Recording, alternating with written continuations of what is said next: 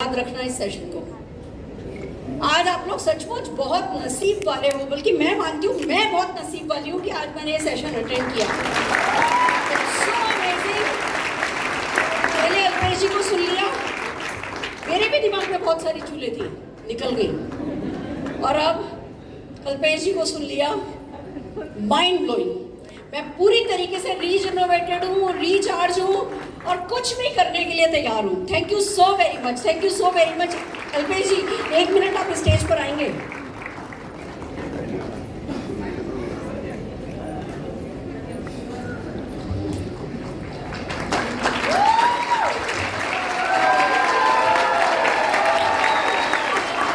मुझे पता है मैं ये काम वहाँ करती ना तो आप लेते नहीं। ये मेरी आज की इस मीटिंग की फीस है। अरे मैडम, नहीं नहीं नहीं नहीं नहीं नहीं, मैंने आज तक कभी नहीं बोला। आज मैं आई अटेंड करने हूँ, पार्टिसिपेंट की तरह हूँ। आप मना नहीं कर सकते। नहीं नहीं, आप मना नहीं कर सकते। ये राइट एटीट्यूड है, आप मना नहीं कर सकते। नहीं नहीं, ये राइट एटीट्यूड है इस बिजनेस का, आप मना नहीं कर सकते।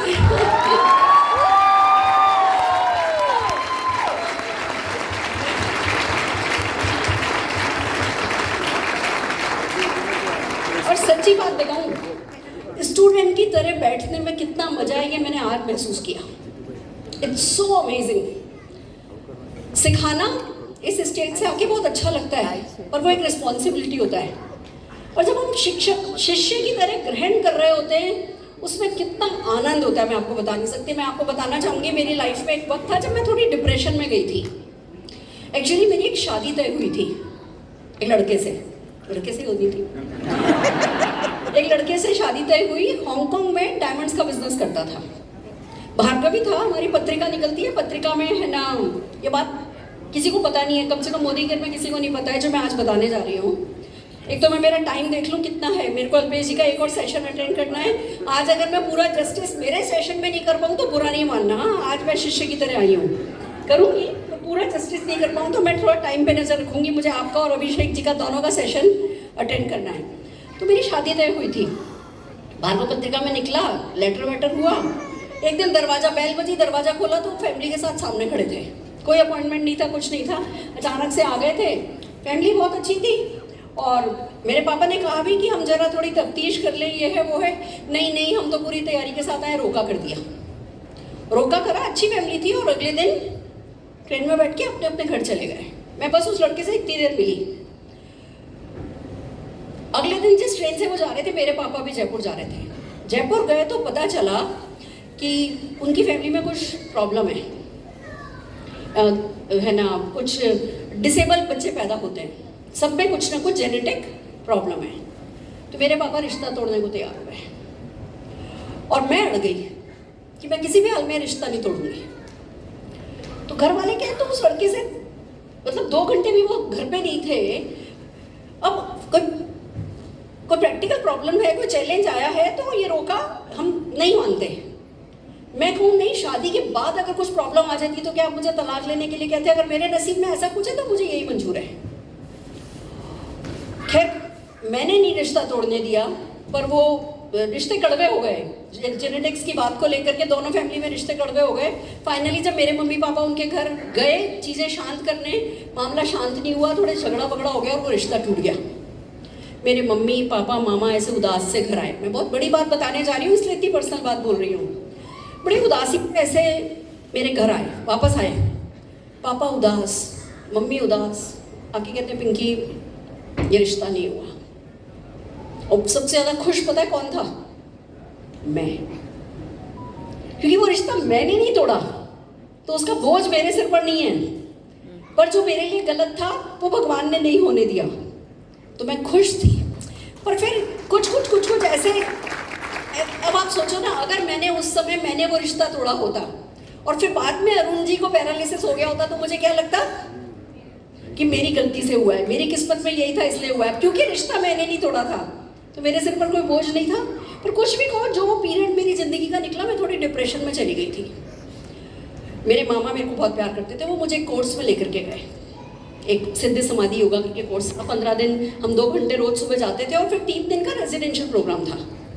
उसमें वो हमें एक सेशन में ले, उसमें बहुत सारे गेम्स खिलाए, मेडिटेशन सिखाया, पूरे 3 दिन हमने अनकुक्ड फूड खाया, कुछ भी पकाया हुआ उन्होंने हमें नहीं खिलाया, बहुत डिटॉक्स हम लोग हुए।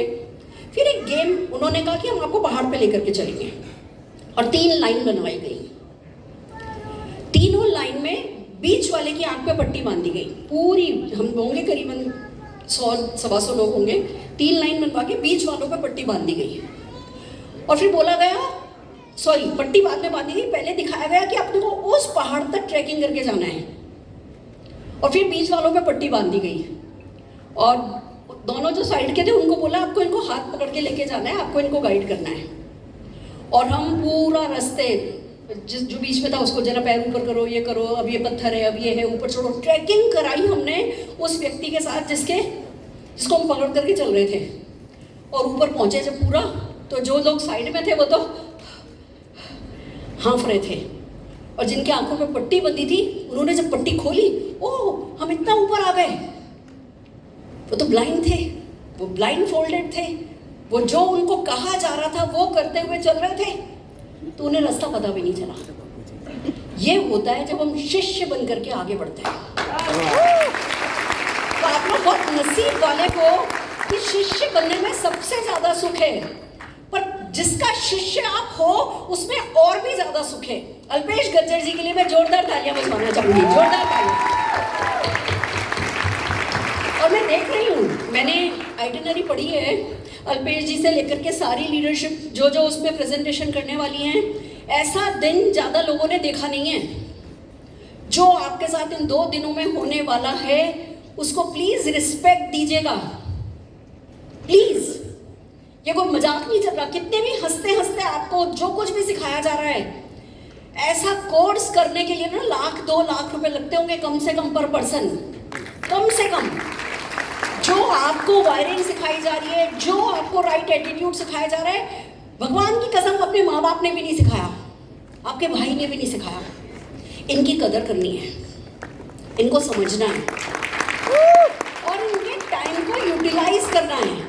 मेरा दिमाग ऑलरेडी चल रहा है कि अल्पेश जी आपसे यहाँ सेशन मांगूंगी, अल्पेश जी आपसे एक सेशन यहाँ मांगूंगी, अल्पेश जी, मतलब मैं मांगूंगी, अप्लाई हूँ, हक से मांग लूंगी और वो दे भी देंगे। वो ऐसे ही तो मददगार नहीं है, आप लोगों का तो सबका हक ही बनता है। क्या इनकी इस समझदारी को, बुद्धिमत्ता को, विजडम को, इनके इस अनुभव को आप ढंग से काम में ले रहे हो? बस उसी की जीत है, जो ले रहा है उसकी जीत है। Hats off to you. जो पर्सनल ग्रोथ मैंने आप में देखी है, मैं आपको एक बात बताना चाहती हूँ।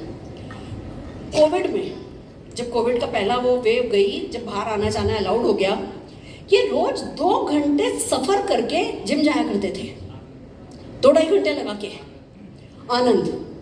और जब मुझे फोन पे बताते थे, मैं सोचती थी ये बंदा क्या कर रहा है, मतलब जिम तो बड़ौदा में भी होगा, ये 2-2.5 घंटे लगा के क्या कर रहे हो मैडम। इनकी एक चीज बहुत अच्छी है जो मुझे पहले दिन से पसंद है, वो है सेल्फ लव। अपने से ज्यादा इन्होंने किसी को प्यार नहीं किया, और दूसरों को भी खुद से सबसे ज्यादा प्यार करना सिखाया, रिस्पेक्ट भी वही दी है। अब आप पे है कि आप इनकी सब चीजें फॉलो करो, उसमें खुद से ज्यादा प्यार करना सबसे पहले फॉलो करो। पर किस अल्पेश गज्जर को ये सबसे ज्यादा प्यार करते हैं? जो लगातार खुद के मापदंडों पर खरा उतरता है, जो लगातार बदल रहा है, जो लगातार आगे बढ़ रहा है, जो लगातार किसी मकसद के लिए काम कर रहा है, जो लगातार लोगों की लाइफ में वैल्यू ऐड करने के लिए कुछ ना कुछ अपने साथ ऐड कर रहा है। कंफर्ट जोन में अगर इन जैसा इंसान हो जाए तो पापी और कोई नहीं, और कंफर्ट जोन से बाहर इनके जैसा इंसान हो जाए तो इनसे ज़्यादा खतरनाक और कोई नहीं। आई एम सो हैप्पी कि आज मैं यहाँ हूँ, और सच्चे दिल से जो भी मैं बोल रही हूँ, आप सब लोगों के लिए मैं बहुत खुश हूँ, और आप सब पे मुझे बहुत गर्व है। ये आपके जीवन का एक टर्निंग पॉइंट है जो आज आप लोग विटनेस कर रहे हो। Are you happy? दिल से स्वीकार कर रहे हो? दिल से मान रहे हो? ब्लाइंडली अपनाने को तैयार हो? अच्छा शिष्य बनने को तैयार हो? बाकी सब कुछ अपने आप होता चला जाएगा। मैं आज आपके साथ क्या करने वाली हूँ, जैसे हमारी अक्षय दत्ता कहती हैं, मैडम आपका तो चेक ही काफ़ी है और कुछ नहीं चाहिए। मैं अपनी थोड़ी सी कहानी बताने वाली हूँ, और उस सफलता की कहानी के पीछे मैंने जो अपने आप को टैकल किया, मैं वो कैसे अपने आप को टैकल कर पाई? प्रॉब्लम्स तो सबकी लाइफ में आती है। सफलता जिसके रास्ते में अवरोध नहीं हो वो वर्थ परस्यूइंग नहीं है। सुनिए मेरी बात ध्यान से, सफलता जिसके रास्ते में बाधा नहीं आए वो सफलता के पीछे जाने का कोई मकसद नहीं है। यानी वो बहुत आप जो आपकी कैपेसिटी है उससे बहुत कम अपने आप से चाह रहे हो तो अवरोध नहीं आएगा। पर मोदी केयर जैसे बिजनेस में आके, डायरेक्ट सेलिंग बिजनेस में आके अगर आपने इसको इजी कर दिया तो आपसे बड़ा नासमझ कोई नहीं है। मोदी केयर जब मैंने ज्वाइन किया और मुझे बताया गया, मैं एक बहुत अच्छे खानदान की बहू हूँ, बेटी हूँ। मेरे दादाजी डिस्ट्रिक्ट एंड सेशन कोर्ट में जज थे अजमेर में। उनके 11 बच्चे हैं ना, तो 11 घर एक लाइन में लग करके 11 बच्चों के लिए घर बनाए थे रिटायरमेंट से पहले। और रिटायरमेंट के बाद जितना भी पैसा बचा उसे 7 खाने मकराने में खरीदी थी और एक फैक्ट्री लगाई थी और वहाँ पे एक बड़ा सा घर बनाया था। आज जो स्विमिंग पूल आप बात करते हो ना, हमारे घर में उसको हौदी कहते थे, पर हमारे जब मैं पैदा हुई थी ना तब भी वो था। बट बस फिर सारा वो जो जितनी भी खाने वाने खरीदी थी सब उन ताऊजी के नाम पे खरीदी गई थी जो सबसे समझदार थे। तो धीमे धीमे धीमे हम लोग जो है बाईपास हो गए, इसमें घाटा हो रहा है, इसमें घाटा हो रहा है, चलो सब अलग हो गए। मेरी मम्मी को समझ में आ गया था कि उनको कुछ करना पड़ेगा। बॉम्बे की है वो। 2 साल की सुरेखा भार्गव को छोड़ करके अपनी जेठानी के पास वो पढ़ने के लिए गई। उन्होंने बीएड किया क्योंकि उनको पता था नौकरी करनी पड़ेगी।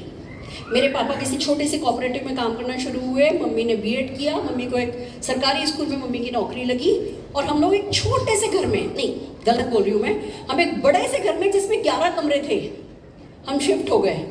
और वो 12 के 11 कमरे 11 किराएदारों को दिए हुए थे।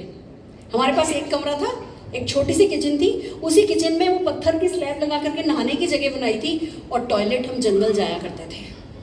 हमारे घर में शौच जाने की जगह नहीं थी। ये मेरा पास्ट है। जो आप बताते हो ना सर कि छाछ, हमारे घर से 1.5-2 किलोमीटर दूर रोज मुफ्त की छाछ मिलती थी। कोई मक्खन बनाते थे तो मुफ्त की छाछ मिलती थी। मैं लगभग रोज जाकर के वो छाछ लेकर के आती थी क्योंकि वो 5 पैसे नहीं लगते थे। कभी हम मेले गए ना तो 5 रुपया देके मम्मी भेजती थी, 5 रुपया लड़कियों के पास हो, तीनों बहनें, और हम 25, 50, 75 पैसे के शहतूत लेके घर आ जाया करते थे। कौन? जिसके दादाजी डिस्ट्रिक्ट एंड सेशन जज थे। जो अजमेर में 3 गाड़ियाँ थी और एम्बेसडर, उसमें से एक कार मेरे दादाजी की थी। तो जब दादी बाहर निकलती थी तो बग्गी में बाहर निकलती थी और लोग देखने आते थे कि जजनी ने आज क्या पहना है। पापा जब स्कूल जाया करते थे तो दोनों जेबें मेवों से भरी होती थी। उस खानदान की लड़की। वक्त पलटा तो कैसे पलटा कि हम लोग बहुत गरीब हो गए थे। कोई बात नहीं, मेरी मम्मी स्कूल में पढ़ाती थी, पापा कॉर्पोरेटिव में काम करते थे। फिर पापा के जोधपुर डेयरी में नौकरी लगी, मम्मी का ट्रांसफ़र जोधपुर लिया गया।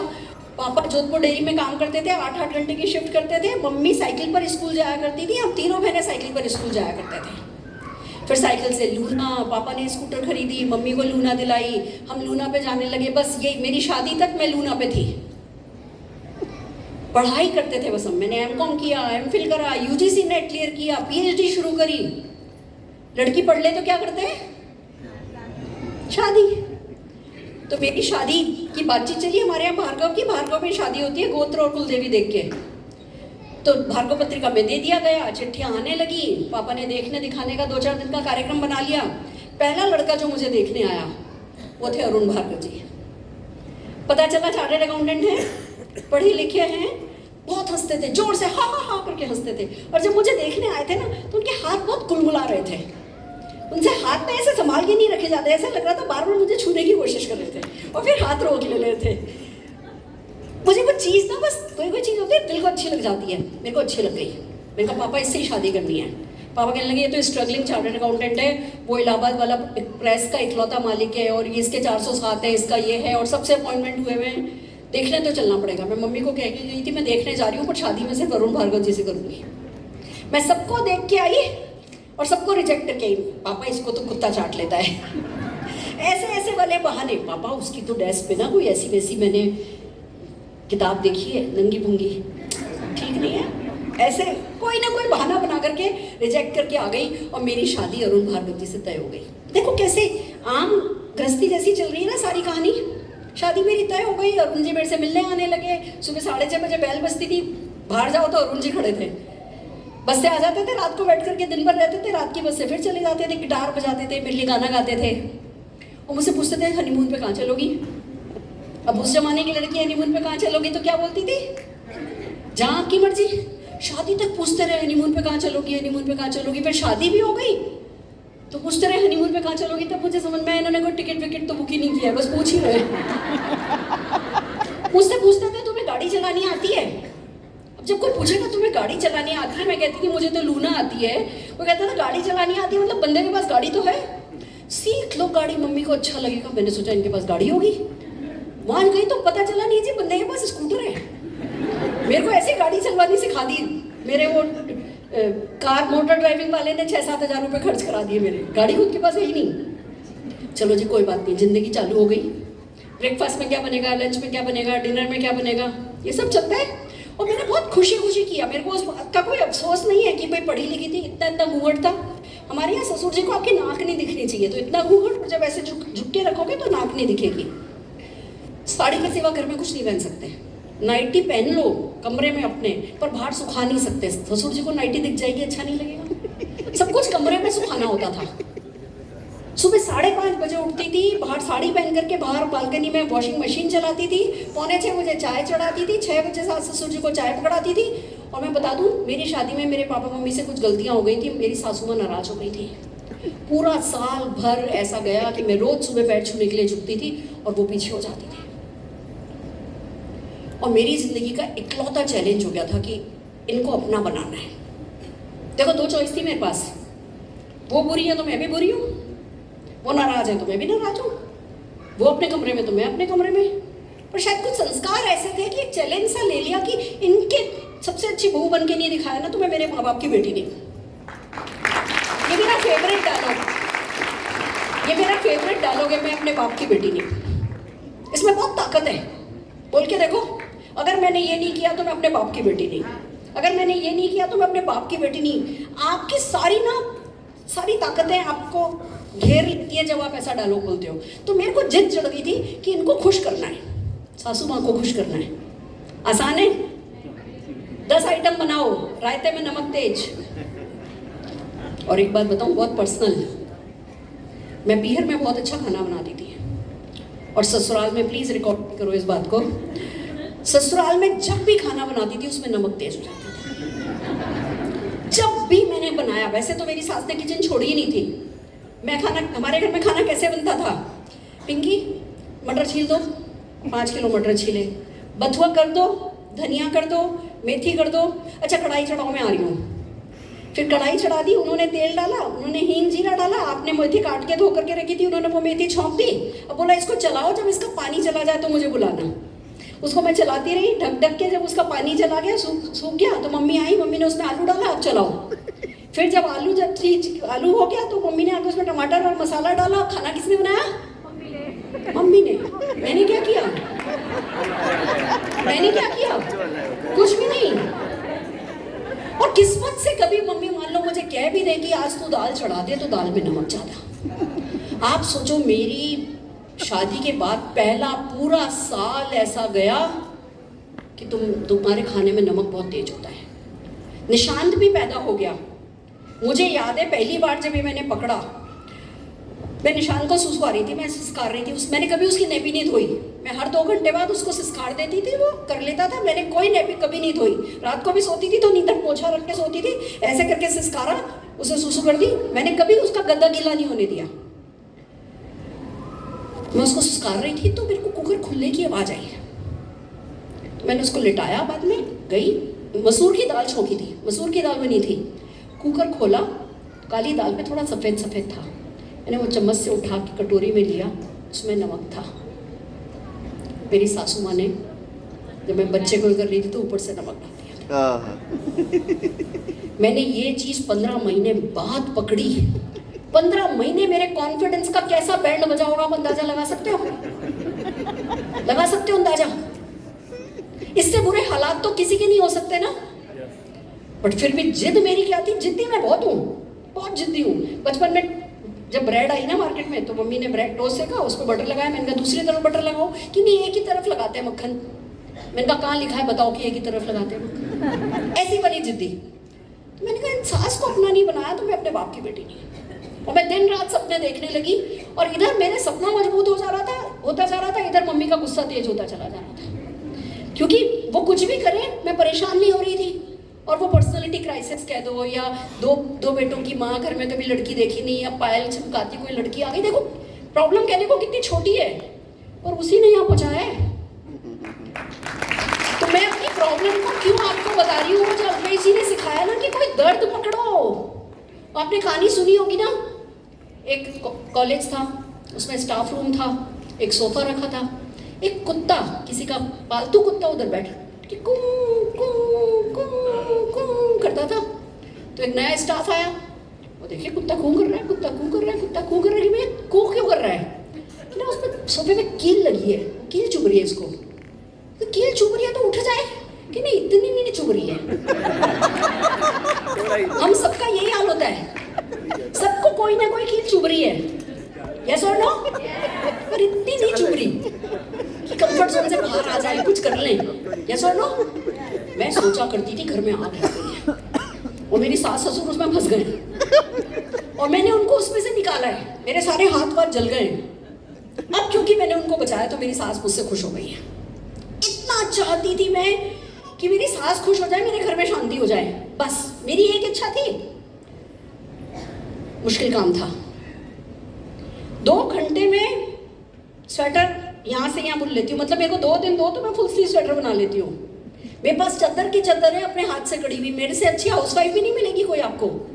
शटल मुझे बहुत अच्छा चलाना आता है खाने में। उस जमाने में हम ये ब्रेड जो कॉकटेल है ना बनाते हैं, जो ब्रेड सूप स्टिक आती है, सब घर में बनाया करते थे। समोसे वमोसे सब घर में ही बनते हैं। पर मैं अच्छी बहू नहीं थी, बस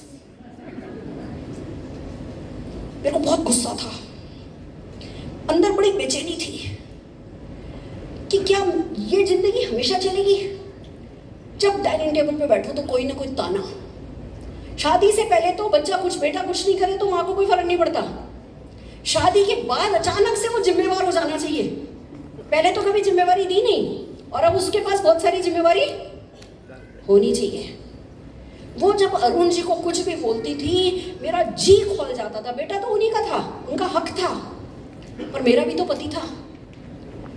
और बस यही बेचैनी मुझसे कहती थी कुछ कर सुरेखा भार्गव, सारी जिंदगी ऐसे नहीं बीतेगी तेरी, तू कुछ कर, ये दिन आएगा। हर कुत्ते का दिन आता है सुरेखा भार्गव, तेरा भी दिन आएगा।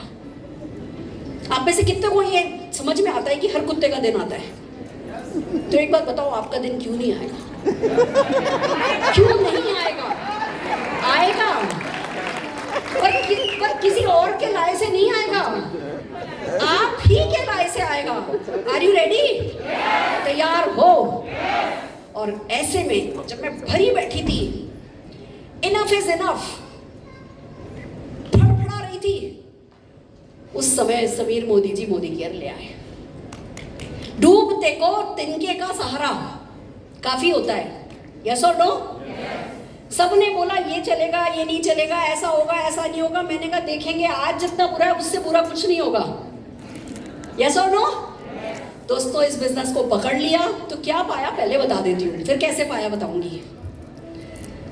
सबसे पहले इस बिजनेस को ज्वाइन किया, ससुर जी रिस्पेक्ट करने लगे।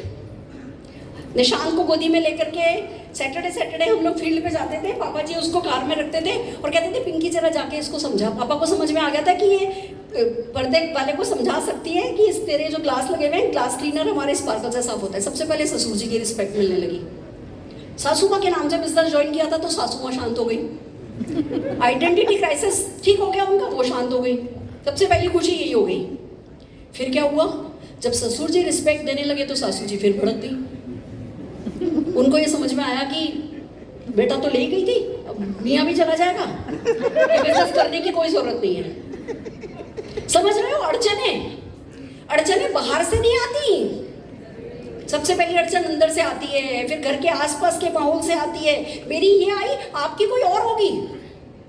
सबका कोई ना कोई हैंड ब्रेक, कोई ना कोई स्पीड ब्रेकर आता ही है। गुस्सा करने लगी, घर से बाहर जाएं, मैं किसी की ज्वाइनिंग लाती थी, उन्हीं के नाम से कराती थी, उन्हीं के नीचे बनाती थी। पर मैं घर से बाहर जाऊं तो पोछे का कपड़ा बाहर रह गया, वो बारिश में गीला हो गया, इस बात पे मुझे 1.5-2 घंटे डांट पिटती थी।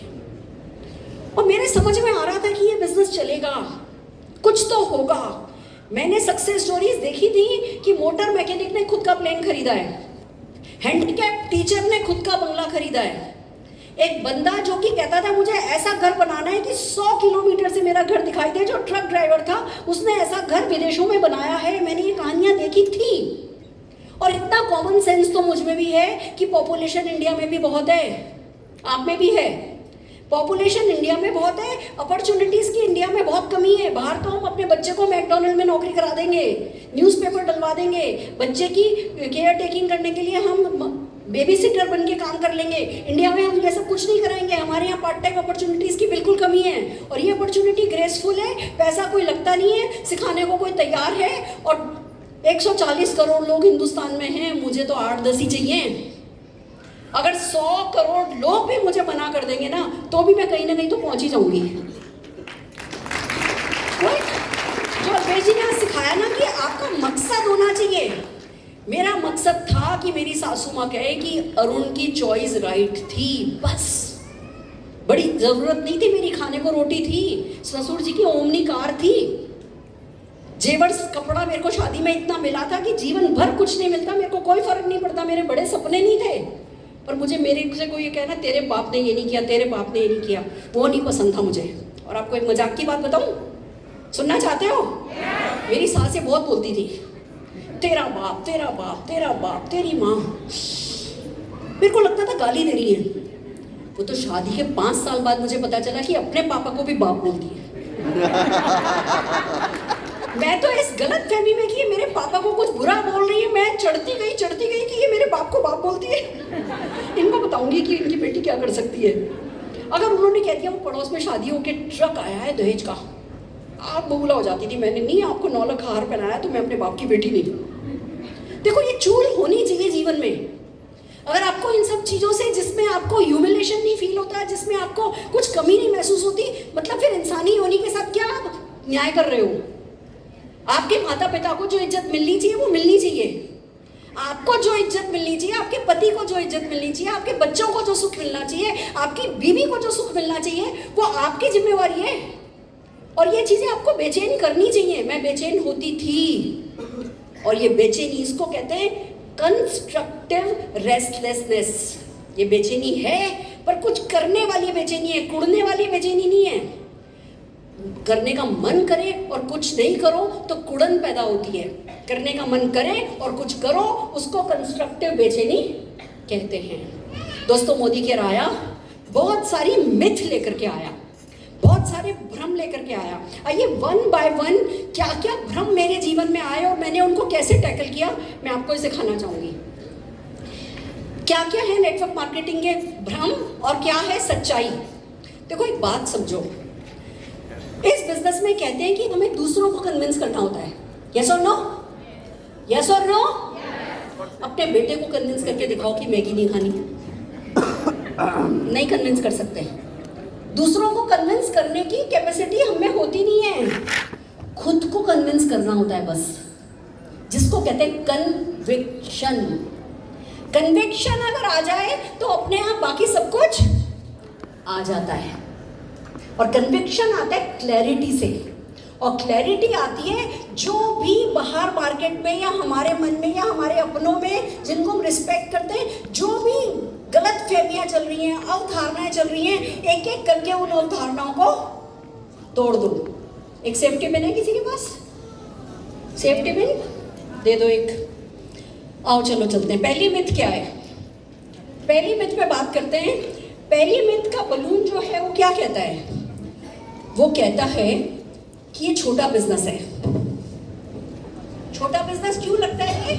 छोटा बिजनेस क्यों लगता है ये? क्योंकि इन्वेस्टमेंट नहीं है। और कोई भी जो हमें इस बिजनेस के बारे में समझाने आता है वो आके क्या बोलता है? कर लो, पाने को सब कुछ है। खोने को कुछ नहीं है, कोई इन्वेस्टमेंट नहीं है, कोई रिस्क नहीं है, कोई टेंशन नहीं है, कोई टारगेट नहीं है, कोई लॉस नहीं है, कोई बॉस नहीं है, पार्ट टाइम में होता है, सपोर्ट मिलता है, सब मदद करेंगे, मैं भी करूंगी, प्लीज कर लो, करके तो देखो। इस बिजनेस में हमारी बैड लक है कि हम इसको बहुत अंडर सेल करते हैं, बिल्कुल ऐसे झुकते जाते हैं। करके देखना, कुछ नहीं जाता है, पहले ही पैसा नहीं लगना, पहले ही बंदा सोच रहा है छोटा बिजनेस है, और हम भी अपना पोस्चर कैसे कर लेते हैं कि बस किसी तरह ज्वाइनिंग हो जाए, किसी तरह कोई यस तो बोले। हम बहुत डेस्परेट होकर के अंडर सेल करते हैं। और ये जो इस बिजनेस की स्ट्रेंथ है कि इसकी सिंप्लिसिटी है कि कोई इन्वेस्टमेंट नहीं है, कोई रिस्क नहीं है, पार्ट टाइम में होता है, ये हमारा प्लस पॉइंट बनने की बजाय माइनस पॉइंट बन जाता है। हम इस बिजनेस को छोटा समझने लगते हैं। ये मिथ है कि ये छोटा बिजनेस है, सच ये है कि ये हम सबको इंडस्ट्रियलिस्ट बना देता है। आप क्या हो? एंटरप्रेन्योर। कोई पूछे आप क्या हो? एंटरप्रेन्योर। क्या करते हो? मैं एंटरप्रेन्योर हूँ, वेलनेस स्पेस में काम करती हूँ। मैं एंटरप्रेन्योर हूँ, ब्यूटी स्पेस में काम करती हूँ। मैं एंटरप्रेन्योर हूँ, समझ रहे हो? मैं अपॉर्चुनिटी स्पेस में काम करती हूँ। मैं लोगों के फाइनेंसेस की कंसल्टेंट हूँ, मैं फाइनेंशियल कंसल्टेंट हूँ, मैं एंटरप्रेन्योर हूँ और मैं फाइनेंशियल कंसल्टेंट हूँ। गर्दन ऊंची करके बोल सकते हो? नहीं तो क्या होता है, कोई हमसे पूछता है आप क्या करते हो? हाँ, मैं ना वो मोदी केयर करती हूँ। कि मोदी केयर क्या? कोई पैसा नहीं लगता। हाँ, कोई भी कर सकता है, आप भी कर सकते हो। हमने एकदम से हम अपने आप को छोटा समझ लेते हैं। ये बिजनेस आपको इंडस्ट्रियलिस्ट बनाता है। गर्दन लंबी करो, बिल्कुल लंबी वाली, ऐसी वाली, ठीक है? अब सोचना शुरू करो इस बिजनेस के बारे में। सोचो, मैंने क्या सोचा था जब मुझसे कहा गया है बहुत छोटा बिजनेस है। मैंने कहा देखो, मैकडोनल्ड अगर हम लेने की कोशिश करें एजेंसी, तो 5 करोड़ रुपया देना पड़ेगा गुडविल का, फिर अपना रेस्टोरेंट खोलना पड़ेगा, फिर उसको मैनेज करना पड़ेगा, सब दिन भर ट्रेडिशनल बिजनेस की तरह काम करना पड़ेगा, फिर जो भी पैसा आएगा उसमें से बहुत कुछ आप मैकडोनल्ड को एजेंसी फीस में दे दोगे, यस और नो? और उसकी फ्रेंचाइज किसको गई, कमीशन किसको गया? ऊपर वाले को। आप अपने नीचे मैकडोनल्ड खोल सकते हो? 5 करोड़ देने के बाद भी आप अपने नीचे मैकडोनल्ड नहीं खोल सकते। बिना पैसा लगाए मोदी केयर करके आप अपने नीचे मोदी केयर की एजेंसी खोल सकते हो। फिर वो मोदी केयर की आपने जो एजेंसी खोली वो भी एजेंसी खोल सकते हैं, फिर वो भी एजेंसी खोल सकते हैं, फिर वो भी एजेंसी खोल सकते हैं। सारे हिंदुस्तान में आपकी टीम में जो भी एजेंसी खुलेगी उसमें कोई नहाएगा, धोएगा, कुएगा, पिएगा, कुछ भी करेगा, आपको फीस मिलेगी। तो ये मैकडोनल्ड से छोटा है कि बड़ा है? बड़ा है, बहुत बड़ा है। मेरी तो गर्दन ऐसी लंबी हो गई। आ जाओ मैदान में, देख लेंगे। फिर मैंने सोचना शुरू किया कि देखो जी, आज तो मोदी केयर के 8 प्रोडक्ट हैं। जब हमने ज्वाइन किया था तो 8 प्रोडक्ट थे, आज तो 8 प्रोडक्ट हैं, पर धीमे धीमे समीर जी तो इसको सुपरमार्केट में कन्वर्ट करेंगे, 4000 प्रोडक्ट लाएंगे, सुई से लेकर के कार तक मोदी केयर में आएगा। तो सोचो क्या होगा, 24 घंटे ऑनलाइन ऑफलाइन लोग शॉपिंग करते रहेंगे, लोग आते रहेंगे, जाते रहेंगे, अपनी बास्केट भरते रहेंगे, सामान खरीदते रहेंगे, बीवी लेते रहेंगे, चेक लेते रहेंगे, फॉरेन ट्रिप जाते रहेंगे, कार खरीदते रहेंगे, उनके घर आते रहेंगे, और दिन रात समीर मोदी जी प्रोडक्ट पे लगे रहेंगे, प्रोडक्ट की लिस्ट बढ़ाते रहेंगे। और सुरेखा भार्गव, कितना मजा आएगा, ये सब लोग तेरे नीचे होंगे। और आज भी मैं यही सोचती हूँ, आज मोदी केयर इंडिया में ऐसे बिंदी भी नहीं लगा है, बिंदी जैसे एक माथे पे बिंदी होती है ना, इतना भी मोदी केयर फैला नहीं है। लोगों के पास थोड़ी जानकारी है, वो जानते हैं पर मानते नहीं है। वो मनवाने का काम जो करेगा, ये बिजनेस उसके लिए छोटा नहीं रहेगा। सो आर यू रेडी?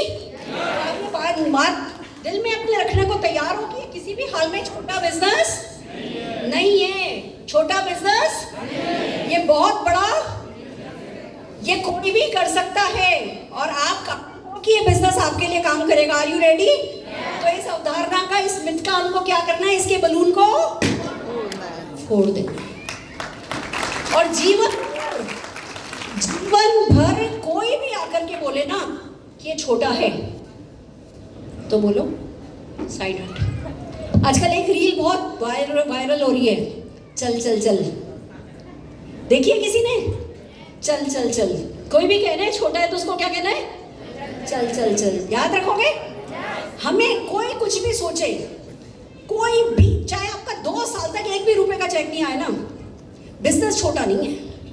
मेरा 9 महीने तक कोई चेक नहीं आया था, पर मैं अपने आप से यही कहती रही बिजनेस चल रहा है, अभी मैं नहीं चल रही, मैं आगे पीछे हो सकती हूँ पर चलूंगी जरूर। किसी पहाड़ पे 200-400 लोग खड़े हैं का क्या मतलब है?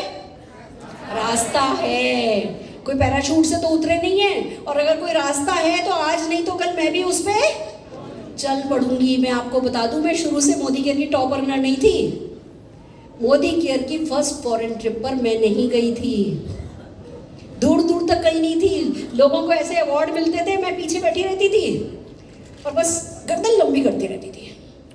आपको एक पर्सनल बात बताऊं, हिप होता है ना, हिप जो जॉइंट होता है, उस जॉइंट की नेक होती है, गर्दन होती है दोनों साइड। मेरी बाय बर्थ वो गर्दन नहीं है, बाय बर्थ। मैं अपने पैर को कभी रोटेट नहीं कर सकी। मैं बच्चे को गोदी में बैठा के दूध नहीं पिला पाई, टेबल पे लेटा के दूध पिलाया मैंने, क्योंकि मैं कभी भी पैर नहीं मोड़ पाई। बाय बर्थ ये डिसेबिलिटी है मुझ में। पर शरीर की डिसेबिलिटी मायने नहीं रखती, हम यहाँ से क्या सोच रहे हैं वो मायने रखता है। Yes. आप में से कोई भी इस बिजनेस के लिए ऐसा नहीं है जो अनफिट हो। आप सब कर सकते हो अगर आप सोच सकते हो कि आप पा सकते हो। Are you ready? तैयार हो? नेक्स्ट देखते हैं। दूसरी अवधारणा यह है कि भैया ये इजी है। नहीं, शुरू से आपको पता होना चाहिए कि ये बड़ा है, ये सिंपल है, पर ये इजी नहीं है। ये इजी नहीं है। मिथ है कि ये इजी है, ये सिंपल है पर इजी नहीं है। पर सबसे बड़ी बात कि क्या ये वर्थ डूइंग है? क्या इसको करना सार्थक है कि नहीं सार्थक है? तो यस, 100% जो भी करना पड़े। शुरू में मैं कहती थी अच्छा मैं देखूंगी, उससे जो बन पड़ेगा वो करूंगी। फिर मुझे किसी ने सिखाया तुमसे जो बन पड़ेगा क्या होता है।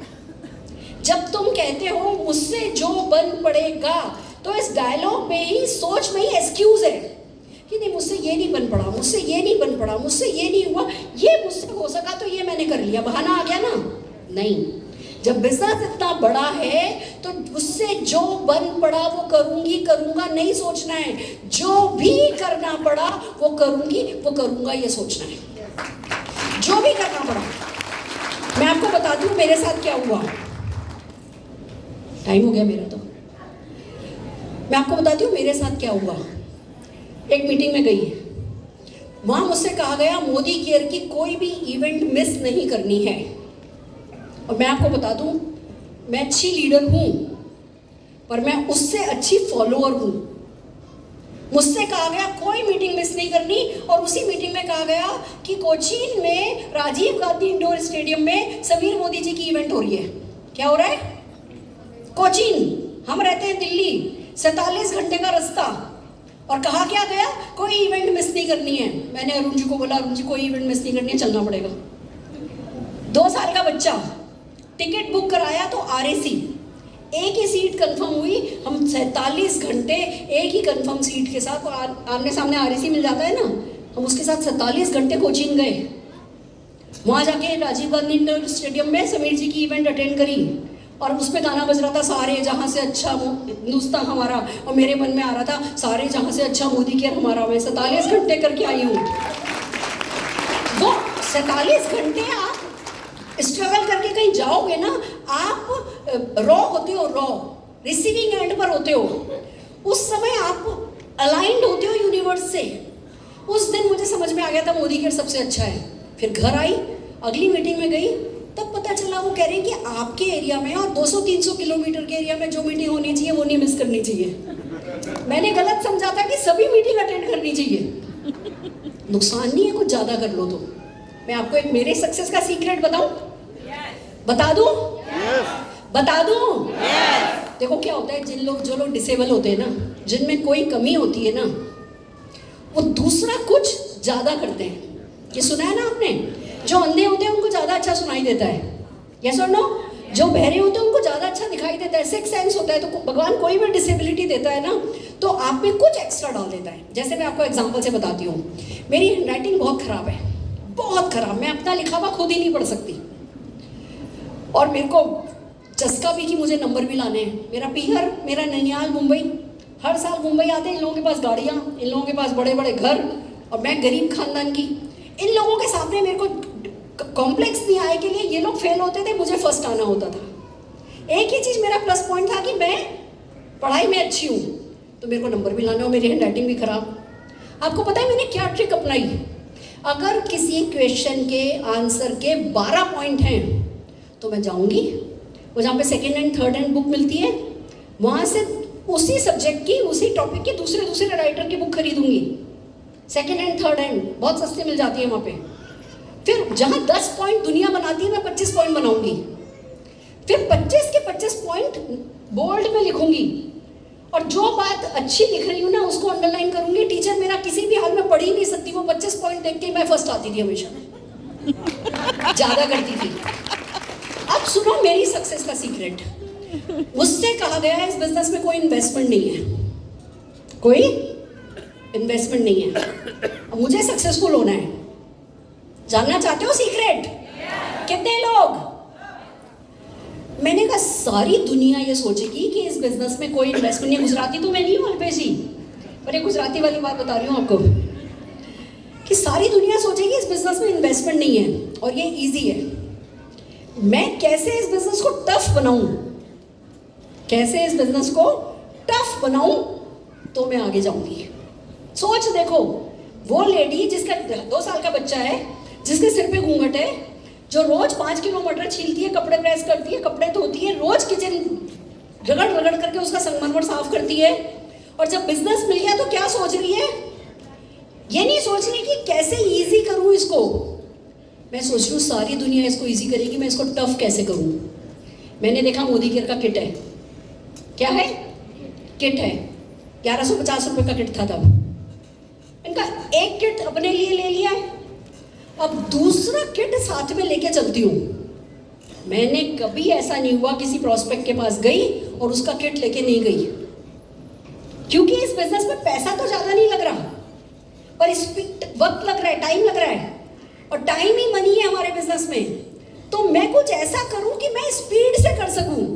तो मैंने किट बना लिया, एक्स्ट्रा किट ले लिया, और जिस किसी के पास जाती थी, बात करती थी, हाँ बढ़ते थे, हाथों हाथ उनका किट देती थी, पैसे लेती थी, और उनको कहती थी एक किट आपके लिए और एक ही किट नहीं लो, एक एक्स्ट्रा किट लो कि आप भी किसी को बताओ तो हाथों हाथ किट दो। मेरे सारे नेटवर्क में तेजी आ गई, क्योंकि मैं किट लेकर के, मैंने किट में इन्वेस्टमेंट किया, खुद का खरीदा और एक अपने प्रोस्पेक्ट का खरीदा, और वही सबको सिखाया। तो मैं ही सबसे स्पीड से चली। आज मोदी केयर ने न्यू ईयर धमाका दिया है, 37 प्रोडक्ट है। जैसे ही मेरी मीटिंग खत्म होगी, अल्पेश जी के मोबाइल पे 37 प्रोडक्ट के हमने 6 कॉम्बो बनाए हैं। इन्हीं 37 प्रोडक्ट में से 50-50 पीवी के, वो आपके व्हाट्सएप पर आ जाएंगे। आपको क्या करना है? आपको क्या करना है? किट बनानी है। ऐसे किसी को 37 प्रोडक्ट की भी लिस्ट दो ना, उसमें खो जाएगा बंदा। एक वेलनेस प्लस कॉस्मेटिक है, एक home care plus personal care है, ऐसे 6 कॉम्बो अलग अलग बना दिए हैं। सबसे महंगा सबसे सस्ता किट भी है, यानी सबसे कम पैसे में 50 पीवी कैसे होता है, और घी तेल साबुन से 50 पीवी कैसे होता है, अलग अलग किट है। अब एक किट खुद का बनाओ, एक किट प्रोस्पेक्ट का बनाओ, 2 किट आपके हाथ में आ गए। बिजनेस कैसा है? 0 इन्वेस्टमेंट। और आपने क्या किया? इस बिजनेस में इन्वेस्टमेंट कर दिया, और यही मेरी सक्सेस का सीक्रेट है। मैं बम्बई आई, मैं आपको बताती हूँ, मैं बम्बई आई, दिल्ली में काम नहीं हो पा रहा था, मेरी सासू माँ नाराज हो गई थी। जब भी घर से निकलती थी तो बाहर से आती थी तो बहुत टेंशन होता था। मैंने अरुण जी को बोला मैं बॉम्बे जा करके नेटवर्क बनाऊंगी, वहाँ मेरी 17-18 घर थे। मैंने अरुण जी को बोला मुझे 10 किट दे दो। बिजनेस में क्या कहा गया था? कोई इन्वेस्टमेंट नहीं है। पर मुझे एक बात बताओ, 1150 रुपये का एक किट, 10 किट मतलब कितना 1000 रुपया हुआ? 11,500 रुपये। मैं आपसे पूछना चाहती हूँ, क्या आप में से कोई ऐसा बंदा है जिसके पास 10-11 हज़ार रुपया बिजनेस में लगाने को नहीं है? ये हमारी गलत है, सोच गलत है कि जी इस बिजनेस में कोई इन्वेस्टमेंट नहीं होगा। वो ये बात सच है कि इस बिजनेस में इन्वेस्टमेंट करने की जरूरत नहीं है, पर जो छोटा मोटा इन्वेस्टमेंट करके एक किट एक्स्ट्रा लेकर के चलेगा वो दूसरों से आगे जाएगा कि नहीं जाएगा? आम व्यक्ति कैसे साइन अप करेगा? पहले साइन अप करेगा, फिर कैटलॉग देगा, फिर घर आ जाएगा, कहेगा ऑर्डर दो, फिर फोन करेगा, फिर फॉलो अप करेगा, फिर फोन करेगा, फिर फॉलो अप करेगा, ऑर्डर आएगा और ऑर्डर नहीं आएगा। और समझदार व्यक्ति जिसने एक किट में इन्वेस्ट कर दिया है वो क्या करेगा? हाथों हाथ किट दिया, उसी समय लोहा गर्म है, उसी समय इन्वेस्टमेंट हुआ उसका, उसी समय उसका कमिटमेंट हो गया। हम ऐसे लोग हैं कि हाउसी का 100 रुपए का भी टिकट खरीदते हैं ना, ध्यान से सुनो, हम हाउसी का 100 रुपए का भी टिकट खरीदते हैं ना तो हमको 200 रुपए की एक लाइन तो मांगता ही मांगता है। यस और नो? 100 रुपए के टिकट में अगर हमारी एक भी लाइन नहीं निकलती है तो हमारा कैसा हो जाता है? जैसे हमारा सब कुछ लूट गया हो। तो जब हम एक किट 4-5 हजार रुपया लगा के बैठेंगे ना, वही उतना ही काफी है हमें आगे बढ़ा देने के लिए। ये मेरी सक्सेस का सीक्रेट है। 10 किट लेकर के मुंबई आई थी, अरुण जी ने क्रेडिट कार्ड पे 10 किट दिए थे, क्रेडिट कार्ड पे, और कहा था इतनी तारीख से पहले पहले सारा पेमेंट दे देना। और मैं पहुंच गई मुंबई, लोगों से बात करनी शुरू करी। एक हॉस्टल वाला मिला, सब जने मना कर रहे थे, सब जने, घर वालों ने भी मना कर दिया था। एक हॉस्टल का वार्डन मिला, कहने लगा कि आप मेरे हॉस्टल में मीटिंग करो। अब मेरे को बस एक ही चीज़ सूझ रही थी, अरुण जी की क्रेडिट कार्ड की डेट आ रही है। मैंने उसको बोला कि मैं तेरे यहाँ मीटिंग कर दूंगी अगर तू मुझे पर किट 50 रुपया एडवांस दे दे तो। 100 रुपया, 50 ही 100 रुपया। तो वो मुझे 10 किट का 1000 रुपया दे के चला गया।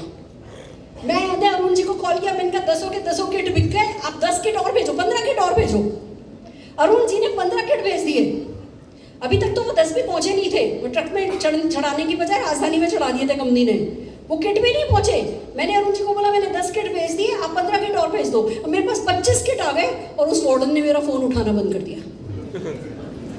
25 किट मुंबई में मेरे सिर पे पड़े, ऐसे फैले हुए, बच्चा गोदी में बैठ के रो रहा है और अरुण जी कह रहे हैं इस तारीख से पहले पहले जरूर से पैसा लेकर के आना। सोच सकते हो, हार जाऊं, घर चली जाऊं, जिंदगी भर के लिए लिखवा लूं अपने माथे पे असफल, लिखवा सकती थी।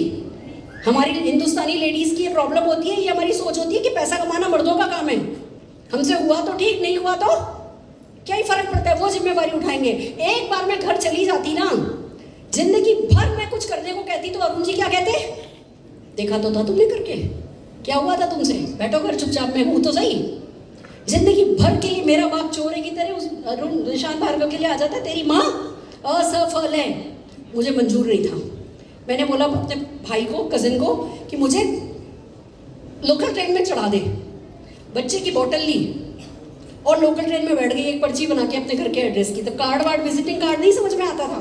आप मेरी नज़र से देखो, एक सिंपल हाउसवाइफ जिसको बोलना नहीं आता, जिसको बात करनी नहीं आती, जो साड़ी पहनती है सिर्फ, जिसको सिर्फ हिंदी आती है, जिसकी गोद में बच्चा है, जो री री री री मम्मी मम्मी करता है, जिसके सिर पे 25 किट पड़ गए और जिसको अरुण भार्गव जी को प्रूव करके दिखाना है कि भैया मैं कुछ कर सकती हूँ। मैंने कहा तू मुझे लोकल ट्रेन में चढ़ा दे। हारना आखिरी ऑप्शन भी नहीं होना चाहिए आप लोगों के लिए। आप लोगों की भी बदकिस्मती है, आप इस मीटिंग में आ गए हो। अब आप हार नहीं सकते, अब आप पीछे नहीं जा सकते, अब आप कोई बहाना भी नहीं लगा सकते। अब आपको सिर्फ सफलता ही खुश करेगी। यस और नो? यस और नो? बड़ी सफलता, छोटी नहीं। मैं ट्रेन में चढ़ गई, इधर से भी पूछती पैसा कमाना है, विदेश यात्रा जानी है। कोई मुझसे भी तो पूछ सकता था, तू भी तो लोकल ट्रेन में बैठी है, पैसा कमाना है, विदेश यात्रा जानी है, पैसा कमाना है, विदेश यात्रा जानी है। किसी ने जवाब नहीं दिया। एक लड़की खड़ी थी ट्रेन पकड़ करके, बारिश भीगी भी थी, बाहर बारिश हो रही थी। मेरा मन कर रहा था लड़की ठीक लग रही है, इसको जाके समझाऊं, पूछूं इससे, पर बच्चा मेरा बैठा था और थोड़ी सीट जाने का डर था। मैं खड़ी थी, वो खड़ी थी, मैं बैठी थी। फिर मुझे लगा ये अगले स्टेशन में उतर जाएगी, तो मैं अपने कंफर्ट जोन से उठी और उसके पास गई। मैंने कहा कितना अच्छा हो ना अगर अपनी खुद की कार हो तो इस बारिश में भीगना तो नहीं पड़ेगा। वो लड़की कह सकती थी ना कि आप भी तो लोकल ट्रेन में बैठी हो, पर जब थानेदार की लड़की से प्यार हो जाए तो थानेदार से डरना नहीं चाहिए। डंडे पड़ेंगे तो पड़ेंगे, देखा जाएगा, पूछो तो सही। मैंने उससे पूछा, पीछे मेरी आवाज सुनाई दे रही है? कहानी में कुछ दम है? कुछ सीखने को मिल रहा है? थानेदार की बेटी से प्यार हो गया है, ओखली में सिर दे चुके हो, अब डंडे से डरने की जरूरत नहीं है। मैंने उससे पूछा कि कार चाहिए, कहती है चाहिए। मैंने अपनी पर्ची पकड़ाई, मैंने कहा कल आ जाना। कहने लगी मैं अपनी 5-6 सहेलियां ले आऊं। मैंने कहा हाँ। अगले दिन वो 6-7 लेडीज लेकर के आई, मेरे 6-7 किड चले गए हाथों हाथ। इस बिजनेस का राज बताती हूँ आपको। आप बीज इधर बोते हो, बीज इधर बोते हो, बीज इधर बोते हो, बीज इधर बोते हो, बीज इधर बोते हो, फल यहाँ से निकल जाता है। फल निकलता जरूर है, कहीं और से निकल सकता है, पर बीज बोना बंद करने वालों के लिए नहीं निकलता। वो आई, 6-7 किड चले गए, हाँ थोड़ा रिलीफ हुआ। फिर तो मैं लग गई, मैंने कहा अच्छा अनजान लोग काम करेंगे। फोन करा, एक एडवर्टाइजमेंट आया था किसी का, 1 लाख रुपया महीना कमाना चाहते हो तो संपर्क करो। मैंने कॉल किया, कहने लगे मोरी फ्लेम से 1 लाख कमाते हैं। मैंने कहा अच्छा मैं आपसे मिलना चाहती हूँ। वो आ गए, कहने लगे हमारे पास 100 प्रोडक्ट है। मैंने कहा मैंने क्या बोला, मैंने कहा हमारे पास सुपर मार्केट है। वो बोले हमारे पास 100 प्रोडक्ट है। मैंने बोला हमारे पास सुपर मार्केट है। कहने लगे कौन सा मार्केट है। मैंने कहा अभी 8 प्रोडक्ट है, समीर मोदी जी 4000 प्रोडक्ट पे काम कर रहे हैं। तो कहने लगे अच्छा डील कर लेते हैं, आप हमारी कंपनी ज्वाइन कर लो, हम आपकी कंपनी ज्वाइन कर लेते हैं। मैंने कहा मैं डील नहीं करती, आपको सुपर मार्केट चाहिए तो हमारे साथ आओ। वो ज्वाइन करके गए और ओरीफ्लेम की कॉन्टैक्ट मैगजीन दे गए, कनेक्ट उनकी जो ओरीफ्लेम की मैगजीन होती है उस पर एड्रेस लिखा था। अगले दिन मैं ओरीफ्लेम ऑफिस पहुंच गई, बच्चे की बास्केट लेकर के। हर किसी से पूछती आपके यहाँ लिपस्टिक, आपके यहाँ डिटर्जेंट है, आपके यहाँ सोप है, आपके यहाँ शैम्पू है? नहीं वो तो नहीं है, हमारे पास सब कुछ है, हमारे पास सुपर मार्केट है। विजन, इसको कहते हैं बूंद को समुंदर बनाना। दोस्तों एक वक्त में जितने भी ओरीफ्लेम के स्टार डायरेक्टर थे ना मुंबई में, उन सबको मैंने अपना डायरेक्ट ऑनलाइन बनाया। बहुत कुछ हुआ, आपको किसी दिन कहानी सुनाऊंगी ना तो रोने बैठ जाओगे, ऐसा कुछ हुआ। मेरे को लूट लिया गया मुंबई शहर में। मैं मीटिंग करने गई थी, अरुण जी नीचे खड़े थे, हम 50 किट का पैसा उनके पर्स में था। बच्चे को उठा लिया गोदी में कि जो कुछ भी तुम्हारे पास है दे दो। 3 पुलिस वाले थे, 3 गुंडे थे, 6 लोगों ने मिलकर के अरुण जी को लूट लिया था। मैंने चेन्नई में अपना डीपी खुलवाया किसी से, वो चेन्नई के डीपी वाले का नीयत डोल गई, उसने 54,000 रुपीज का मुझे लॉस किया। मैंने एक ही बात सीखी, अच्छा एक बात बताओ, ये पिन अभी अगर मैं यहाँ घेर दूँ, ये गिर गई यहाँ, तो कहाँ मिलेगी? इधर ही मिलेगी। मोदी केयर में मैंने टाइम खोया, मोदी केयर में मैंने पैसा खोया, मोदी केयर में मैंने एफर्ट्स खोया, तो सक्सेस कहाँ से मिलेगी? मोदी केयर से। ज्यादा खोते जाओ, ज्यादा खोते जाओ, ज्यादा खोते जाओ, कुआं गहरा खोदते जाओ, कहाँ से मिलेगा? यहीं से ही। तो मुझे ये समझ में आ गया, ये पिन दे देंगे कोई मुझे ये समझ में आ गया कि भैया दुनिया इसको इजी समझ के करेगी। क्या समझ के करेगी? मैं इसको क्या समझ के करूंगी? मैं इसको क्या समझ के करूंगी? वर्थ, सार्थक। इसको करना सार्थक है, कुछ भी करना सार्थक है। मैं मेरे बच्चे को स्लीपर क्लास में 24 घंटे चेयर कार में लेके गई हूँ, बस में लिटा करके कंबल पे दोनों पैर उसके ऊपर करके कि कोई उसके सिर पे पैर नहीं रखते, ऐसे भी गई हूँ। मैंने खूब बस में ट्रैवल किया, पेट खराब, लूज मोशन हो रहा है, डायपर पहन करके ट्रैवल किया है। बच्चे का डायपर पहन करके, तब बड़ों के तो डायपर भी नहीं आते थे। जो भी करना पड़ेगा करूंगी, क्योंकि ये वर्थ डूइंग है। मंजूर है? जो भी करना पड़ेगा। आप क्या करोगे मुझे नहीं पता, पर जो भी करना पड़ेगा वो करोगे। तो ये मिथ कि ये इजी है, हम अपने मन से हटा रहे हैं। ये वर्थ है, ये वर्थ है। Next, it's a part time business. ये हमारी गलत फहमी है, ये पार्ट टाइम बिजनेस नहीं है। फिजिकली पार्ट टाइम कर सकते हो, इमोशनली, मेंटली 24 आवर्स जो इस बिजनेस में डूबता है वही सक्सेसफुल होता है। अगर आप इस बिजनेस को, जो अल्पेश जी कहते हैं ना कि रग रग से जब तक ये नहीं निकलेगा, जब तक वो विजुअलाइजेशन नहीं होने लगेगा, जब तक आपका रोम रोम मोदी केयर मय नहीं हो जाएगा, मोदी केयर में सक्सेस नहीं मिलेगी। तो ये कहने को फिजिकली पार्ट टाइम बिजनेस है, पर इमोशनली 24 घंटे करना है। ऐसे नहीं करना है कि अच्छा चलो आज शादी में गए तो किसी दोस्त से बात कर ली, फिर 10 दिन तक कोई मोदी केयर नहीं, फिर किसी बच्चे की बर्थडे पे गए तो किसी दोस्त से बात कर ली, फिर कह रहे हैं जी हम 2 साल से मोदी केयर कर रहे हैं। इसको मोदी केयर करना नहीं कहते। मोदी केयर में आप आते हो ना, तब मोदी केयर नहीं होता है आपके लिए। जब मोदी केयर आप में आ जाता है तब मोदी केयर होता है आपके लिए। तो कितने लोग मोदी केयर में होने को तैयार हो? तो ये पार्ट टाइम बिजनेस है कि फुल टाइम बिजनेस है? फुल टाइम बिजनेस है। तो फोड़ो इस मिथ को, फोड़ो इस मिथ को कि ये एक पार्ट टाइम बिजनेस है। देखो, जब टाइकून बनाना है ना, जब इंडस्ट्रियलिस्ट बनना है तो इजी काम नहीं करना है। मेरे को मेरी लिमिटेशन पता है और इसीलिए मैं ज़्यादा करती हूँ। मैंने मुंबई में अपना डीपी खोला, चेन्नई में अपना डीपी खोला, तब जब मोदी केयर का डीपी था ही नहीं, कोई 4% एक्स्ट्रा नहीं मिलता था, 10,000 रुपये की मिनिमम कुरियर सर्विस होती थी, 7.5% का कुरियर चार्ज लगता था, 3.5% की ऑक्ट्रा लगती थी। तब मैंने शहर शहर डीपी खोला और चेन्नई जैसी जगह जो दिल्ली से 43 घंटे था, मैं हर 10वें दिन चेन्नई जाती थी। लूनाराम जी, लूनाराम जी कहाँ हैं? लूनाराम जी को देखती हूँ ना, मुझे मेरी याद आ जाती है। लूनाराम जी लगभग हर शहर भागते हैं। जोरदार तालियां हो जाए लूनाराम जी के लिए, जोरदार। मेरे को भी एक बात समझ में आ गई थी, मैं बताऊं कैसे बिजनेस बिल्ड किया मैंने। मुझे पता चला मोदी केयर की मीटिंग यहाँ है, यहाँ है, यहाँ है, 3 मीटिंग है सारे हिंदुस्तान में, मान लो। तो जहाँ मीटिंग है ना उसी के आसपास अपना नेटवर्क बना दिया, जहाँ मीटिंग है ना उसी के आसपास अपना नेटवर्क बना दिया। तो जो भी मोदी केयर ने खर्चा किया वो किसने वसूल किया? अगेन गुजराती वाली बात, जो भी मोदी केयर ने खर्चा किया वो वसूल किसने किया? मैंने किया। Next, owner of your business is someone else. Upline owner है। इस कंपनी का मालिक कौन है? समीर मोदी जी। एमडी कौन है आपके बिजनेस का? आप। अपलाइन का बिजनेस नहीं कर रहे, डाउनलाइन का बिजनेस नहीं कर रहे, इस छोटी सोच को हटाओ, सिर्फ अपना बिजनेस कर रहे हो। ओनर आप ही हो, आप ही एमडी हो, आप ही पियोन हो। बैनर लगाने में भी शर्म नहीं होनी चाहिए, कुर्सी लगाने में भी शर्म नहीं होनी चाहिए, कुछ भी काम करने में शर्म नहीं होनी चाहिए, स्टॉल लगाने में भी शर्म नहीं होनी चाहिए, सड़क पे खड़े होकर किसी से पूछने में भी शर्म नहीं होनी चाहिए।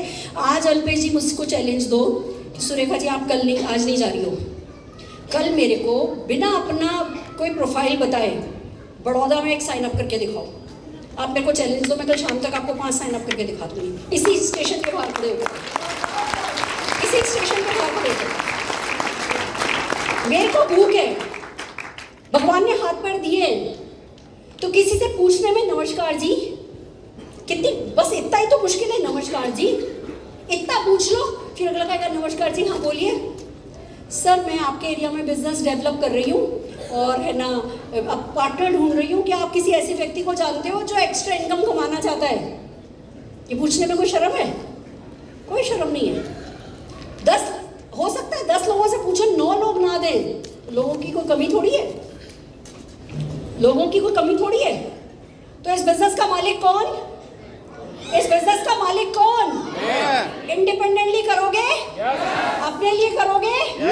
अपने अपलाइन की एसेट बनने के लिए करोगे? बोलो मुझे अपने अपलाइन का सबसे अच्छा डाउनलाइन बनना है, मुझे अल्पेश गज्जर जी जैसा डाउनलाइन बनना है, मुझे अपने अपलाइन का नाम रोशन करना है, मुझे अपने अपलाइन की क्या हो रहा है, मुझे अपने अपलाइन की मेंटरशिप लैग बनना है, मुझे अपने अपलाइन की किंग लैग बनना है।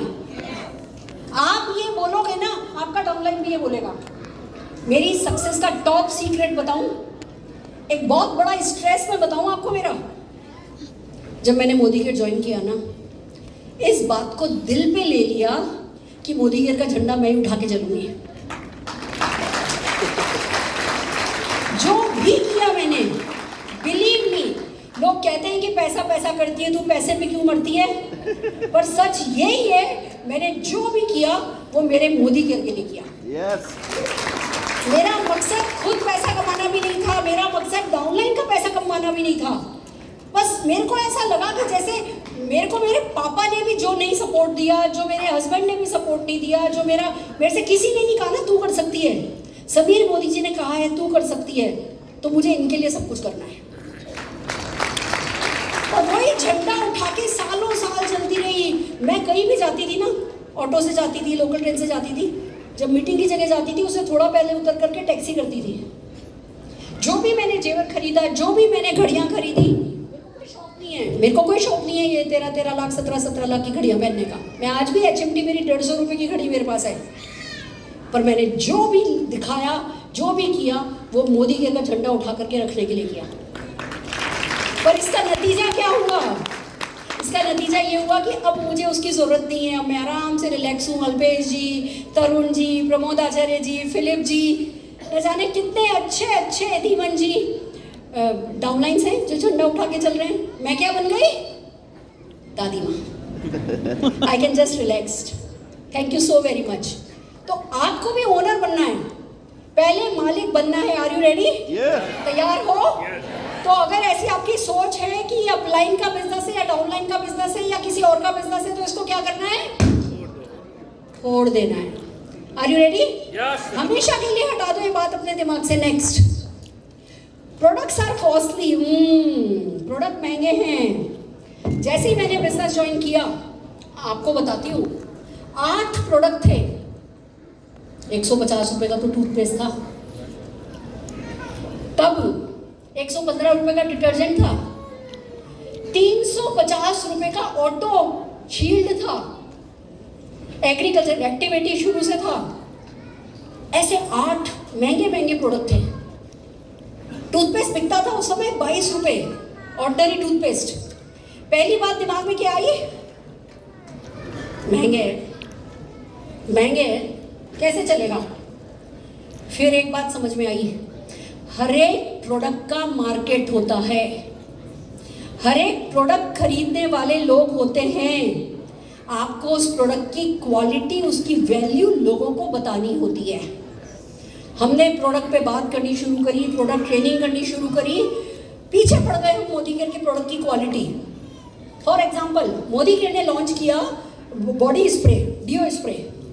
अरुण जी मार्केट गए, इन लोगों ने कहा 250 स्प्रे आएंगे, हमें तो खुशबू से एलर्जी है। अरुण जी मार्केट गए, मार्केट के जितने भी स्प्रे थे उठा के लाए। एक तकिया, रजाई खोली, उसके अंदर स्प्रे किया, 1 2 3 4 5 6 7 8 9 10। इस स्प्रे में 70 स्प्रे होते हैं, इसमें 75 स्प्रे होते हैं, इसमें 80 स्प्रे होते हैं। मोदी केयर का किया 1 2 3 4 हाँ 250 स्प्रे होते हैं। मोदी केयर का स्प्रे ज़्यादा कॉस्ट इकोनॉमिकल है। पहले हमने ऐसा दिमाग चलाया, बेवकूफ़ थे हम। बाद में समझ में आया कि मार्केट का जो प्रोडक्ट है ना, वो साथ में अपॉर्चुनिटी नहीं देता, वो कोई गारंटी नहीं देता, वो कोई जेन्यून प्रोडक्ट नहीं देता। यहाँ डायरेक्ट मैन्युफैक्चरर से सामान आ रहा है, सेटिस्फेक्शन गारंटी के साथ आ रहा है, अच्छी क्वालिटी आ रहा है, वैल्यू ऐड करने वाला आ रहा है, वैल्यू फॉर मनी है, और हम सबको पैसा देगा। बाकी सब भूल जाओ। तब से लेके आज तक हमने मोदी केयर के अलावा और कोई प्रोडक्ट काम में नहीं लिया है। आपको पता होना चाहिए कि मोदी केयर के प्रोडक्ट कॉस्टली नहीं है, वैल्यू फॉर मनी है, और ये गारंटेड आपकी MRP बढ़ाएंगे। मार्केट का कोई और प्रोडक्ट आपकी MRP नहीं बढ़ा सकता, मोदी केयर का प्रोडक्ट आपकी MRP बढ़ा सकता है। और मैं आपको बता दूं, तब थे मोदी केयर के प्रोडक्ट महंगे, अब तो वैसे भी मोदी केयर के प्रोडक्ट मोदी केयर मार्केट के एट पार हो गए हैं। आप सबको तो ये चैलेंज है ही नहीं। पर हाँ, अगर आपको प्रोडक्ट की कम से कम 25 प्रोडक्ट के बारे में तो ऐसे पता होना चाहिए कि किसी को उससे अच्छा पता नहीं हो। 25 प्रोडक्ट, मैं कह भी नहीं रही आप 800 प्रोडक्ट सीखो, पर 25 प्रोडक्ट के बारे में ऐसा फर बोलो। कोई भी मुझसे कहता है ना मोदी केयर के प्रोडक्ट कॉस्टली हैं, मैं कहती हूँ अच्छा कौन सा? नहीं बस मैडम कॉस्टली हैं।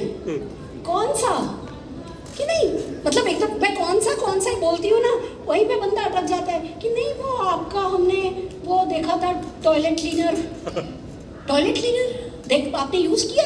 नहीं मैंने सुना था। मैडम वो 90 सेकेंड फॉर्मूला है, वो किसी भी टाइल पे चलता है, वो इटालियन टाइल तक पे आप काम में ले सकते हो।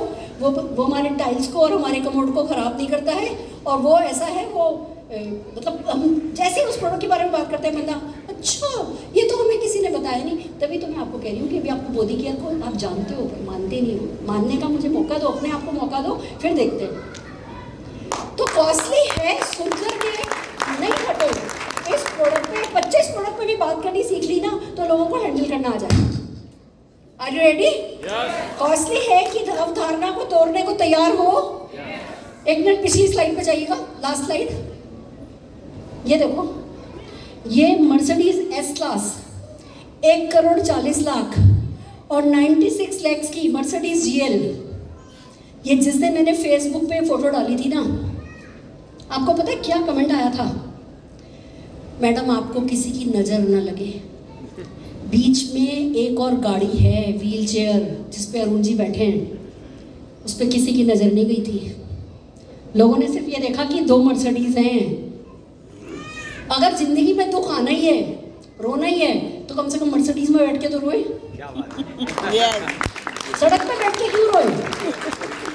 उसमें हमारा कंट्रोल नहीं है। पर आज Arun ji best of the best उनको मिला। मेरे डॉक्टर्स, अरुण जी के डॉक्टर्स, अटेंडेंट, नर्स सब कहते हैं इतनी अच्छी केयर उन्होंने किसी की नहीं देखी। समझ रहे हो? तो अपनी MRP बढ़ाओ। Are you ready? तैयार हो? तैयार हो? नेक्स्ट, बात करने में अच्छा होना चाहिए, दूसरों से बात करने में अच्छा होना चाहिए। गलत। अल्पेश जी ने बहुत अच्छे से सिखाया है, खुद से बात करने में अच्छा होना चाहिए। खुद से बात करने में अच्छा होना चाहिए। अल्पेश जी इस पर काफ़ी बात कर चुके हैं, तो मेरे को नहीं बात करनी आती थी। मुझसे वो कहता था ना, मैडम आपका नाम क्या है? कहती थी मेरा नाम भार्गव है। सुरेखा थूक के साथ अंदर चला जाता था। आज मैं बात कर सकती हूँ। मोदी जी ने मुझे बात करना सिखाया है, तो क्या आप भी तैयार हो? मैं कर सकूंगी, मैं नहीं कर सकूंगी, इसका फैसला कब होगा? इसका फैसला कब करोगे? 5 साल बाद। अभी जितोड़िया जी ने बोला कि 5 साल करना है। मेरा फैसला पता है क्या है? मेरा फैसला है जब तक पंच तत्व में विलीन नहीं हो जाती ना, तब तक करना है। Yes. कोई जरूरत नहीं होगी आपको, मुझे कोई जरूरत है? मैं स्विट्जरलैंड जाके सेटल हो जाऊँ ना, तो भी मेरा 1 करोड़ तो कहीं नहीं गया। और अभी जो मोदी केयर से महीने का, सही बात है। अच्छा चलो, मोदी केयर से 1 करोड़ का आया चेक, वो तो एक बात है। अब जो ये पैसा आता है, इस पैसे को लगा देते हैं तो क्या होता है?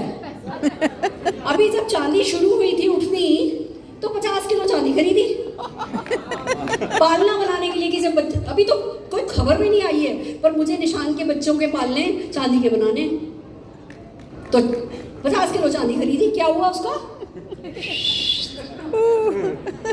मैंने कहा कि जब मैं बच्चे मोदी के जब निशांत और है ना ऐश्वर्या का बच्चा घर लाऊंगी, तो उसको मुझे सोने से तोलना है। तो मैंने सोना खरीदना शुरू किया। फिर ऐसे ही मजाक में निशांत ने कह दिया जुड़वा हो गए, तो मैंने कहा बात तो सही है, तो मैंने और सोना खरीदना शुरू किया। अब घर में 10 किलो तक के भी बच्चे आएंगे तो सोना है।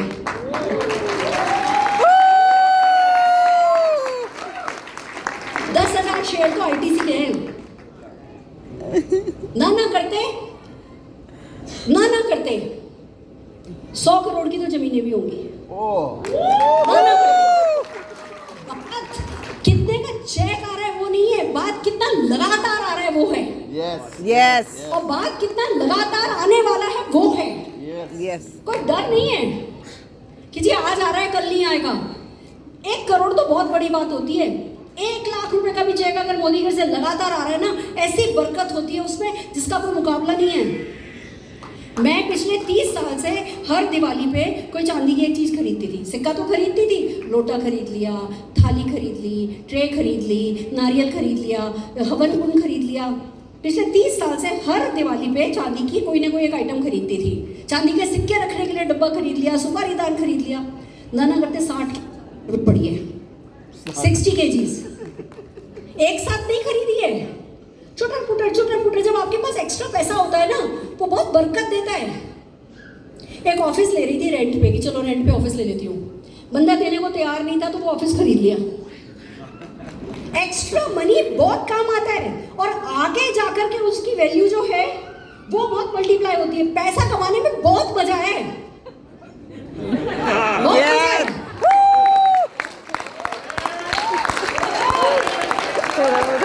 सब भूल जाओगे, सारा दर्द भूल जाओगे। मैं आपको बताऊं, मेरी जो हिप की नेक नहीं है ना, सारी बॉडी ने एकोमोडेट कर रखा है। मेरी बॉडी ने कभी हाई नहीं करी।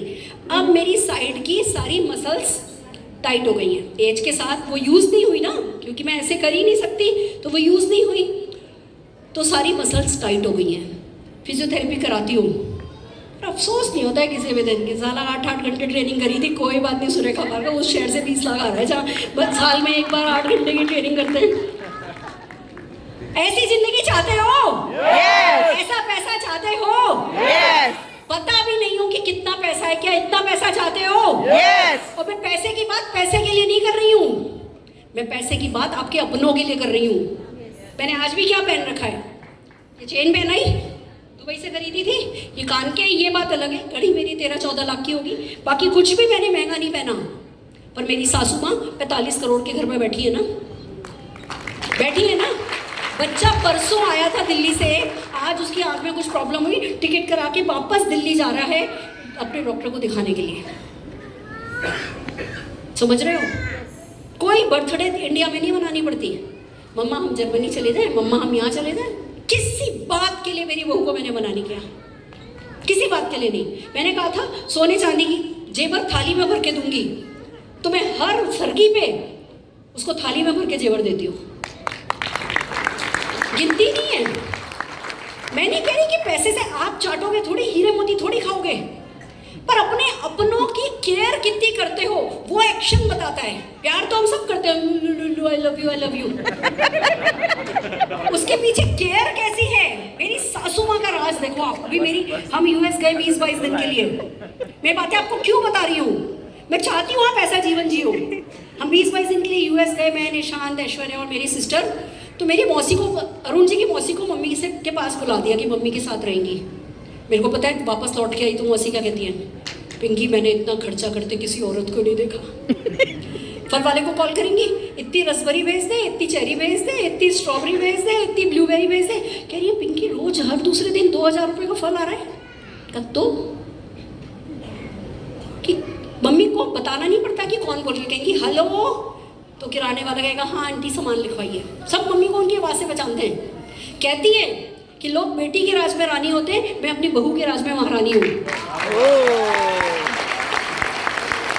अभी उनकी बर्थडे मनाई, 80th बर्थडे मनाई, तो डेस्टिनेशन वेडिंग की तरह डेस्टिनेशन बर्थडे मनाई। 150 लोगों को ठहराया, सूफी नाइट कराई और उनको best mother in law, best ताई, बुआ, चाची, सारे 6-7 अवार्ड दिए, बेस्ट शेफ। बादलों में तो जैसे मिस्ट में दुल्हन को लेके आते ना, ऐसे दुल्हन की तरह उनको लेकर के आए। रो रही थी लगातार। अब कहती है कि तू मेरी बहू नहीं है, तू मेरी बेटी है। तो बात पैसे की नहीं है, बात अपने अपनों के राज की है। उनका बेटा भी है, सगा बेटा। 10 दिन भी कभी अपने बेटे के पास जाके नहीं रही है, 10 दिन भी नहीं। ये है मेरी जीत, और ये है मोदी केयर की जीत, और यही आपकी जीत हो सकती है। तो आप ये मान करके चलो कि आपको दूसरों से बात करने में अच्छा होने की जरूरत नहीं है, पर अपने इरादे बनाओ, अपने आप से बात करो। आई एम दी बेस्ट बोलो, करके दिखाऊंगी, सासू माँ की बेस्ट बहू बनूंगी, हस्बैंड की बेस्ट वाइफ बनूंगी, अपनी वाइफ का बेस्ट हस्बैंड बनूंगा, अपने बच्चों का रोल मॉडल बनूंगा, अपनी अगली 7 पीढ़ियों की शादियों में देने वाले गिफ्ट मैं लॉकर बना करके उस पर रख करके जाऊंगा। बोल करके तो देखो अपने आप से। मैं कहती थी बेटे की शादी होगी तो डोली हेलीकॉप्टर में उठाऊंगी, बेटे की शादी होगी तो डोली हेलीकॉप्टर में उठाऊंगी। क्या हुआ देखना चाहते हो? जरा वीडियो दिखाएंगे। बोलती तो थी, 100 रुपए का भी चेक नहीं आया तब से बोलना शुरू किया था, बेटे की शादी, बेटे की शादी, बेटे की शादी। सारी दुनिया सोचती थी पागल हो गई है।